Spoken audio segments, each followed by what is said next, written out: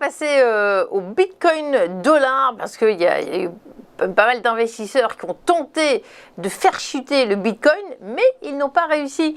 Il a repris de la vigueur. Comment vous analysez le mouvement ?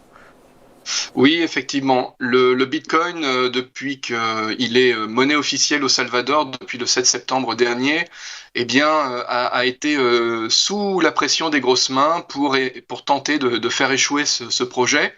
Et donc, on a eu une baisse drastique vers les 40 000, puis on pouvait imaginer avoir une cassure des 40 000 potentiellement, mais c'était sans compter effectivement tous les autres intervenants, du petit particulier à d'autres institutions qui ont maintenant désormais quelques intérêts à intervenir sur cette paire, BTC-USD, et donc ça a échoué. Donc on est bien sur une rehausse et assez violente en fait du Bitcoin, aussi violente que la chute précédente finalement, puisqu'on est désormais propulsé au-dessus des 50 000, très clairement établi même à 56 000.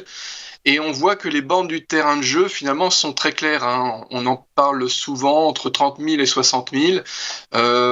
Les chiffres exacts sont plutôt 28 000, 64 000 ou 65 000 pour arrondir, mais on est très clairement en train de venir tester la zone haute de ce range, de cette zone d'évolution finalement, qui fait que le Bitcoin a désormais des zones établies, un peu comme lorsque l'on dit que le pétrole à 70 ou entre 60 et 80 est un cours raisonnable. Et bien pour le Bitcoin, on pourrait dire que finalement entre 30 000 et 60 000, donc autour des 40-50 000, ce sont des zones pivots raisonnables de cotation désormais de cette monnaie.